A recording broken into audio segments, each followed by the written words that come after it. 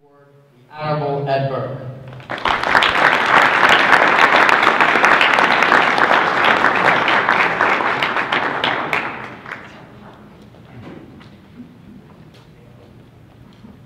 Thank you very much, Al, for the invitation. Let me begin by presenting a check to the watch group for $300 to try and help us.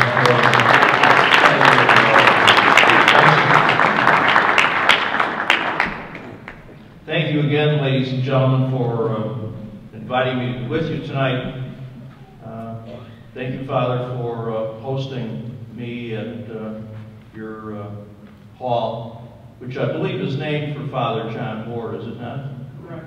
And it reminds me of my younger days as a Chicago cop when I was assigned to the Cook County State's Attorney's Office, and Father Ward's brother, Dan Ward, who later went on to be the Chief Justice of the Illinois Supreme Court, was State's Attorney. And I had many fine experiences with Mr. Ward, the Ward family. John Ward, his namesake, has retired from the bench now and is still active in mediation services. So walking in here tonight brought back some fond memories for me. I ordinarily try to begin comments with a bon mot or a humorous story. I'm reminded of a gentleman that was suffering with nightmares, and he went to the psychiatrist, and he tried to explain to the psychiatrist that he was waking up in the middle of the night. He had these terrible nightmares, and he would break out in a cold sweat. He couldn't go back to sleep. And the psychiatrist said to him, "Well, what is it you're having these nightmares about?" And the patient said to him, "Well," he said, "as a matter of fact, some nights I believe that I'm a wigwam."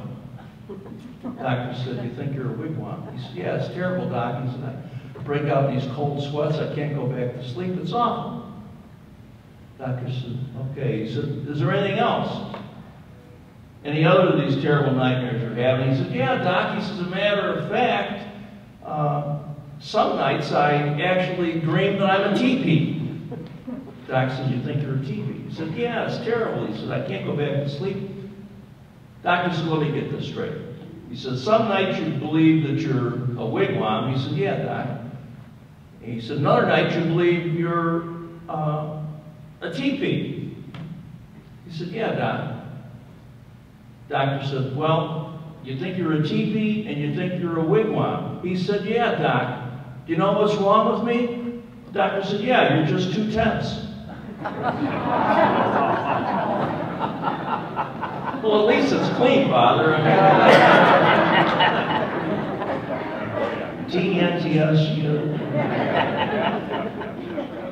Well, I'm very pleased to be with you tonight and to be in the company of the District Commander, Dave Naughton, who you see over here to my left. And what you do with the Neighborhood Watch program, I think, is so important that it needs to be emphasized again and again. Of course, the recent events in Boston, Massachusetts, and in Cleveland reinforce, do they not, how important it is to have an alert, aware, well-trained private group of citizens who recognize that they need to be the eyes and the ears of the police. When we were all so shocked, I guess is the term we can use, at what happened in Boston, we were in disbelief. How can this happen in our nation? How can a bomb be thrown and so much violence and destruction and havoc and injury be visited on innocent people who were there simply to enjoy a tradition, the Boston Marathon. But then when you think about it, we watch those events unfold. Were it not for the fact that the citizens of the Boston suburbs took the Boston police recommendations to heart and they stayed in their houses and they obeyed police orders, but that one gentleman who walked out the back door after the order was lifted that they couldn't leave their homes noticed something amiss. He noticed, did he not, that the canvas cover of his boat was displaced. And immediately, he knew that there was something wrong. And he called 911. If it wasn't for that fact, who knows whether or not that offender would have ever been apprehended. But a watchful, intelligent, committed citizen, a private citizen, did what he was supposed to do, and he called the police. And the police converged on the scene and they apprehended the offender. Private citizens working with the police. And then too, in Cleveland just several days ago, a private citizen was the one who first detected something was amiss and communicated that to the police. Is that not what we should all be working towards? The cooperation of the private citizen with the police, the awareness of keeping an eye out for your neighbor, the awareness of looking at a situation and feeling almost a sixth sense that something is amiss. That is so important, isn't it? And what really it does is make this organization the kind of a group of private citizens that can really make a difference in our communities, in our neighborhoods, in our city. It's about looking out for one another and extending a hand of help in an emergency. So I'm very pleased to be able to be here tonight to acknowledge the justified pride that this community takes in maintaining your homes and your neighborhood in a clean and a safe and inviting way. But we also have to remember that there are people out there who do not share values that your community does. And they are there to prey on vulnerable citizens, especially the seniors. These people have the ability to lie to you and persuade you that they're honorable. They pretend in some cases to represent the city of Chicago or a utility company, for example.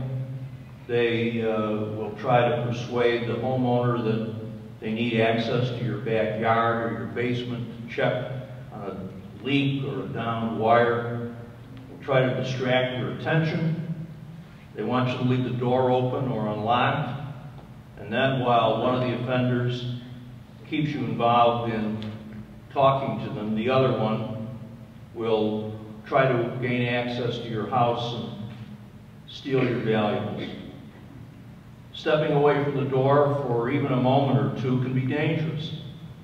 And law enforcement officers who are familiar with these kinds of criminals say that they can commit a robbery and be on their way within minutes of entering a home. So it's good to be aware that if someone comes to your door claiming to have a legitimate reason to be there, remain calm and give yourself a moment to think. Keep that door latched if you can, and politely but firmly request to see identification and documentation. If you feel threatened in any way, shape, or form, immediately call 911. And you should be especially suspicious if you don't see a uniform with a easily identified logo or a company or a city park nearby. And remember, you always have the right to refuse someone access to your property, especially if they don't have proof of who they are or what the issue concerns. So let me repeat that. You have the right to say no if someone comes to your house that's not properly identified. You should close the door and ask the person to excuse you as you contact the utility company or the ward office, or if you feel threatened, to call 911. And if you do find that someone has perpetrated a crime, don't feel ashamed. Don't hesitate to report the crime to the police. Those unscrupulous people who commit these crimes are ruthless and cunning. Many others, just like all of us, have been taken advantage of in similar ways. The best prevention and protection is to inform others about your experience so that your friends and your neighbors are at less risk, and so that the authorities, the police, have enough information to apprehend those criminals. Garfield Ridge is a strong and a vibrant neighborhood where people are always ready to lend a helping hand. And as your elected representative, I encourage you to get the assistance you need. And so tonight, with Al's cooperation and the officers of the organization, we've asked Sergeant John Lucky and Detective Jim Frail to speak to you about this crime wave that has affected other neighborhoods around the city. They're referred to as the Eastern European Travelers, which many call the Gypsy Con Game group. And so, Al, without further ado, I turn this over to you so you can handle the rest of the program. Thank you. Thank you. Thank you, Alderman. Do one of you gentlemen want to come on up?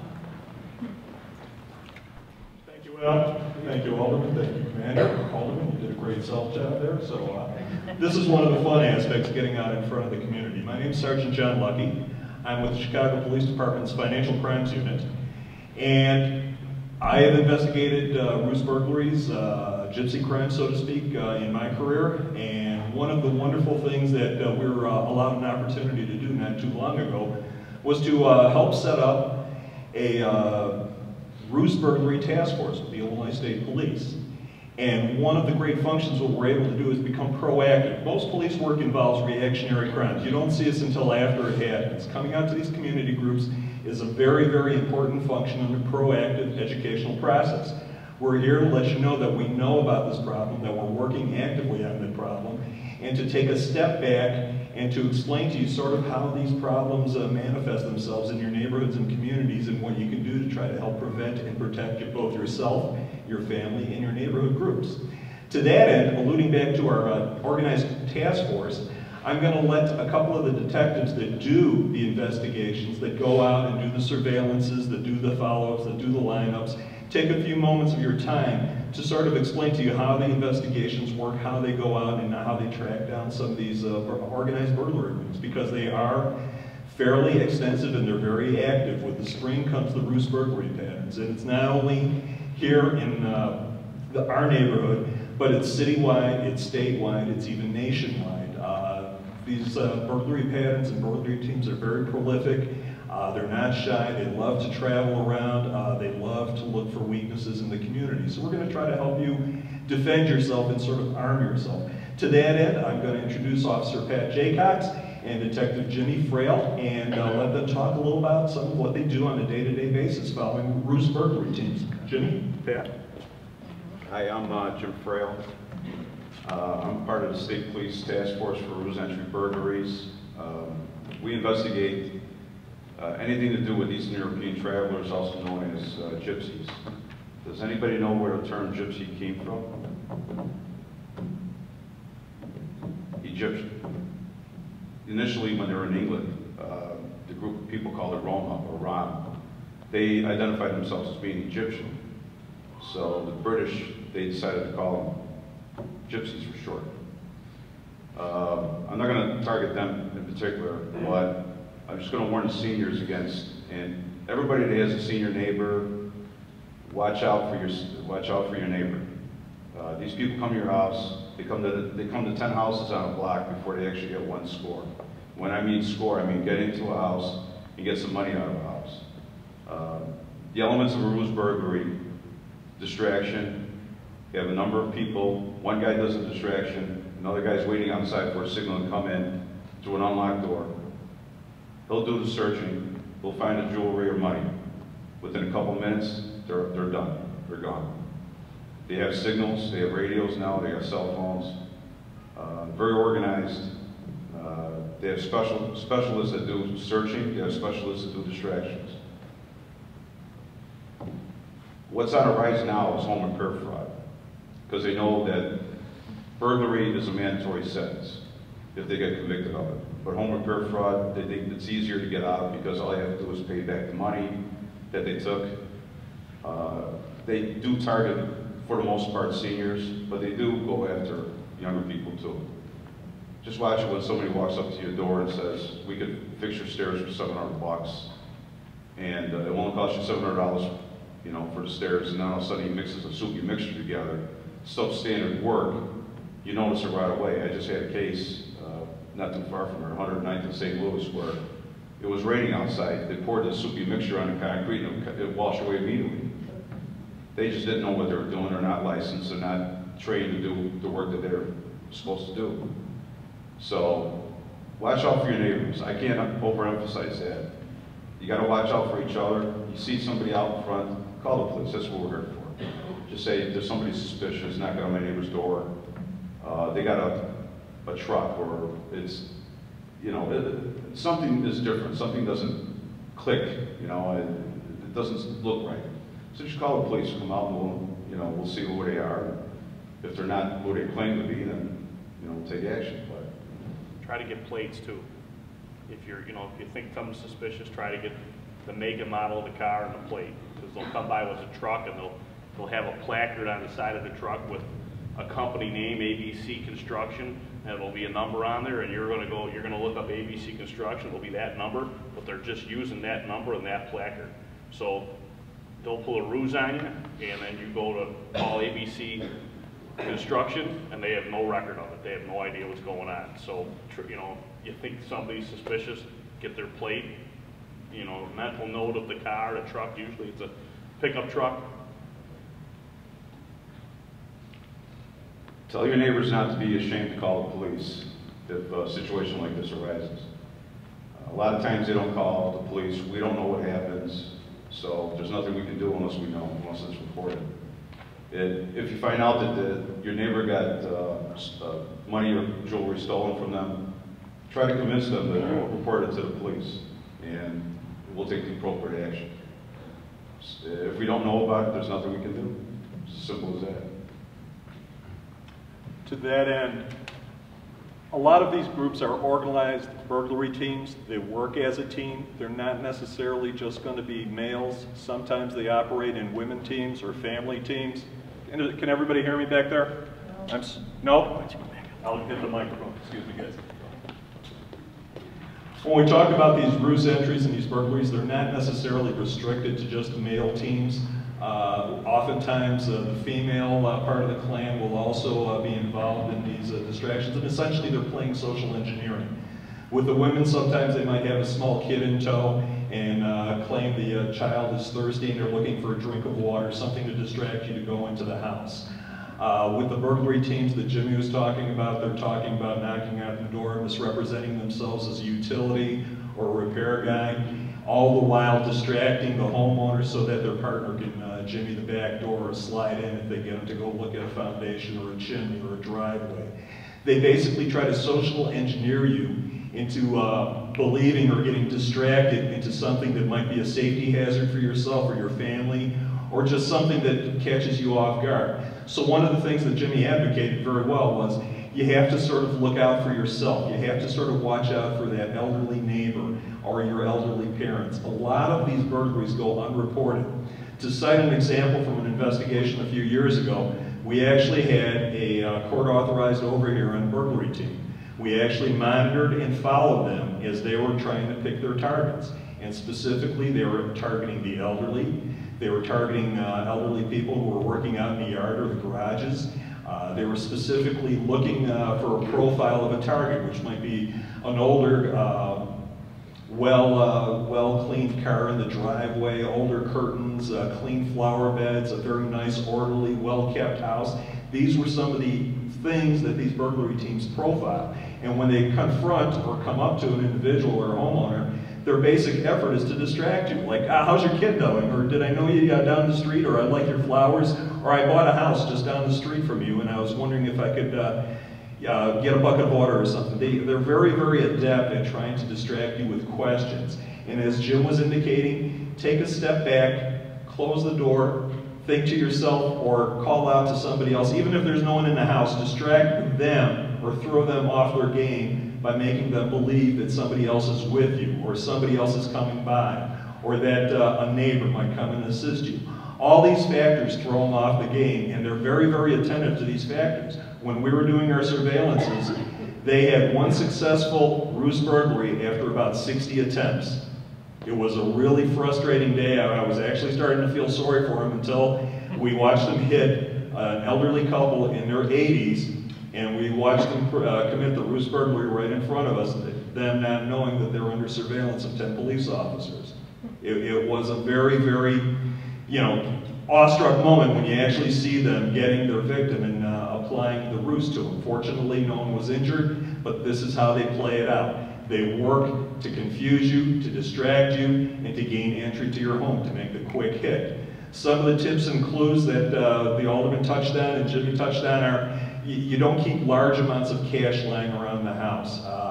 I know with some older citizens, they're very, very attuned to being independent and having that little nest egg handy, but that's one of the things they look for. They know where to look. They know to look in the freezer. They know under the beds and the pillows and the cupboards. You'd be amazed at how adept they are and how quickly they can ransack an apartment or a house or a multi-level structure. They're very attuned at it. This is their bread and butter. They sort of have a attitude of entitlement that if they can do it, they're entitled to get away with it. And it's our job to both educate you and try to snag these individuals as they go about their daily business.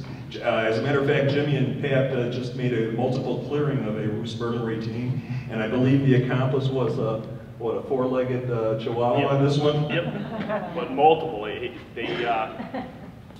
We cleared 3 up. There's a possible 4th with a pomper, but there's probably 15 or 16 that there were no witnesses, and they weren't doing the standard ruse burglary. They were using crowbars and crowbar and open the doors. Well, the tree at one of the houses, they had a can on it. So when they came out, they took a picture of them coming out, and then she was in the wind for a while. We got her, but like our sergeant said, the big thing is they'll come to your house and go, hey, you know what? We're with the Streets and Sands. We're going to trim your trees. Or they'll say, hey, can we get a bucket of water? Because their best days are the days that it pours rain. Because they'll go, hey, we're with Streets and Sands and the neighbor's basement's flooded. Hey, could we come in and get a bucket from the basement? So they'll bring you down to the basement. They'll click the phone or they'll click their 2-way radio. The other guy will come in. They go right up to the bedroom. They go under the mattress. They go in the jewelry drawer right away. And another big thing is jewelry, because that gold that was $1,800 an ounce, they're looking for gold rings, anything gold. Anything you can suspect, they're going to try to do. Trees, tree trimming, bad cement work. We followed a guy. We stumbled on a crew about 3 weeks ago. We didn't get them in the act, but they were going down the street 2 miles an hour in a pickup truck. There was 3 of them in there, and they were just looking for people. And they found one elderly person outside, and we were watching them from about half a block away. And they were trying to distract her and get her in the backyard, and they're pointing to her concrete and, hey, we can fix this and this, and they're just waiting to get her around back. She didn't fall for it. They gave her a flyer. Hey, call us later, but I guarantee that flyer had a wrong number on it. They're trying to get you right then and there. They're not going to get you. They're not going to get you by you calling them to come back. They want it right then and there. Sure. Which way do you want to go? We're becoming proactive in our training efforts here. Essentially, we're trying to remind you, one, if you're working outside, lock your doors unless you know somebody else is inside. Talk to your neighbors. Talk to your senior citizens. Another good one, guys, I forgot to mention is the block parties in the summer. They'll have a guy going down the block party selling glow sticks, and they'll have another guy hopping the fences in the yards to see if the back doors are open, and they'll just go in and out of houses all the way down the block. So be careful of the block parties too. Another tangent or another angle that sort of ties in with the ruse burglaries that we see at this time of year, we also see the bank fraud investigations. We've seen them pop up lately. It's sort of a spring-fall thing. If anyone, and this sort of targets more of the seniors that are at home by themselves, if anyone ever contacts a parent or an elderly neighbor here saying they're with the FBI or they're with the police department and we're doing a bank fraud investigation of your bank and we need you to go and take out some money, that is a ripoff. It's a socially engineered scam that sort of falls in line at this time of year with the ruse burglaries. And we see them targeting seniors that they've either identified off of sign-up lists, off of rosters of different organizations that they get a hold of, and essentially they try to make that social contact through a telephone call, or perhaps they even come up and knock on that elderly person's door when they know no one else is home with them, or if they know they're essentially by themselves. And part of the angle is they misrepresent themselves as law enforcement, and they try to get that individual to either go out to a banking institution to withdraw money from their bank accounts, or sometimes they'll even target elderly individuals in the parking lots of banking organizations. We see this sort of pop up in the gypsy season, so to speak, as it pops up. Go ahead, John, I interrupted you before. I just want to give you our office number. If you guys are interested in calling us, asking us questions, or just keep it on hand. In case something happens in your neighborhood to your neighbor, it's 312-746-9661. We are a citywide unit. We go everywhere in the city, so we're not restricted to one location. 312-746-9661. And you can ask for me. My last name is spelled F-R-A-L-E. Jim, we're going to put it on our website. Okay, there you go. Great. Following along that theme, as I was mentioning before, when we were following this crew and we watched them do 60 attempt burglaries, ruse burglaries, one of the most important things you can do, if you see them out there, we're good for after the fact with that number, but the most important number is 911. When they're out and about, if they're looking, if they make an attempt on somebody, you know darn well they're going to do it 2, 3, 4, 5, 10 more times. So if you're by yourself and you think, well, I don't want to get involved, or I don't want to embarrass myself that I almost fell for it, think about your neighbor, think about your elderly relatives who might be in the area. When you call 911 and they see that blue and white show up in the neighborhood, they're gone. That's the last thing. It's sort of like the Orchid Man. When you call 911 and we're in the area, you know the gypsy pattern is going to clear up, because they do target specific geographical areas. They'll make 5, 10, 15 attempts in a 10 or 12 block area. So one of the most important things is don't hesitate, don't be afraid to call. We are reactionary, that's why we're here. When you call 911, we are going to come out. And we are going to take a look around and try to figure out if we know what's going on. Even if it's an attempt, this is how we identify the patterns, this is how we prevent future crimes. It's all about being proactive between the community and law enforcement. We're trying to get that message out to the community, and part of your response is calling us when you see or feel something amiss in this, because summer, spring is the season where this type of burglary activity picks up. They also, like, we interviewed a couple, and actually quite a few, and they also said that, I said, well, you know, how do you deter them? What about dogs? And they said, point blank, he said, every dog loves a hamburger. So, you know, they'll buy a sack of hamburgers and throw them at the dogs to get in the house. They also said they know who they're targeting. You know, they look for the elderly people. If there's a basketball net out in front of the house, they're not going to hit that house because they know there's kids there, younger people. So put some things around the house maybe that look like you're going to have kids in the house. You know, they're very kind of superstitious people. They want to be in and out. They don't want any problems with like kids or guys that are going to fight them, stuff like that. So, you know. NRA stickers on the windows? Yeah, that's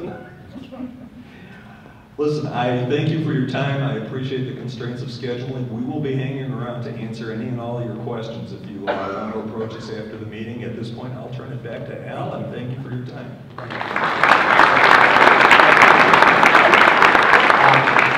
Yeah, I tell you, our neighborhood watch meetings are very informative. Thank you, officers, and thank you, Alderman Burke, for coordinating that. Our last speaker, I become friends with this woman on a daily basis. I try to stay used to Debbie Sclafani de Lopez. She is the program manager for the Graffiti Removal Program of the City of Chicago. And I personally want to thank Debbie and her guys, which some of them are here tonight. Like the Alderman talked about the values of Garfield Ridge. We have a quality of life around here that a lot of areas don't uphold. And I know when we get a call on graffiti, I call Debbie and her group, and within a day or two, it's all gone. And that's what we want. That's what we're all about. So Debbie, I want to thank you and you guys. Thank you very much. Thank you. I was going to lead with a joke too, but none of mine are clean. So I'll just forego that. My name is Debbie de Lopez Sclafani. I am the program manager of the anti-graffiti program. I've been doing this for 14 years, so I have some experience.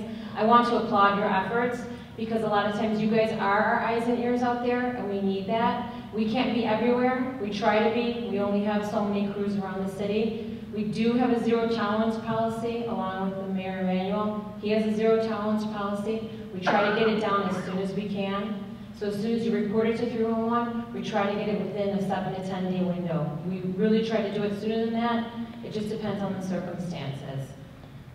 We're under the Department of Streets and Sanitation, so we fall under that department, but we're a separate program within that department. We have, we remove two different ways. We either blast it off or we paint it off. I'm sure you've seen us out there. I'm sure you've seen our paint out there. We have white or brown paint. It's pretty obvious. We just recently hired 5 more painters, so you should see the eradication increase. We also have, so we currently now have 15 painters and 12 blasters that work for the city. They're 2-man crews and they work for the city under the program. We're all over the city, we're citywide, we remove a lot of graffiti everywhere. I take it very personal when someone graffitis something. I've been doing this for so long, it's sort of like my child. I hate to see graffiti. People hate to be with me in other cities because I point out graffiti all the time. I can't stand it. It's personal to me, so believe me when I tell you that I understand when you call and you're frustrated. It's a violation. I know what it does to a community. It's extremely detrimental to a community. I know what it does. Whether it be tagging or whether it be gang graffiti, I understand. No one wants to buy there, no one wants to live there, no one wants to work there. And it spreads into the community. Once it's accepted, it's spread into the community. That's why we have a zero tolerance. Again, that's why I applaud your efforts for zero tolerance in your neighborhood. A lot of neighborhoods are not involved like this. And it's difficult to get the community involved. It really is. So I thank you for being so involved because it makes our job a lot easier. I will leave some cards with Al, and I'll be here if you have any questions. And thank you again for inviting me to your meeting. Thank you.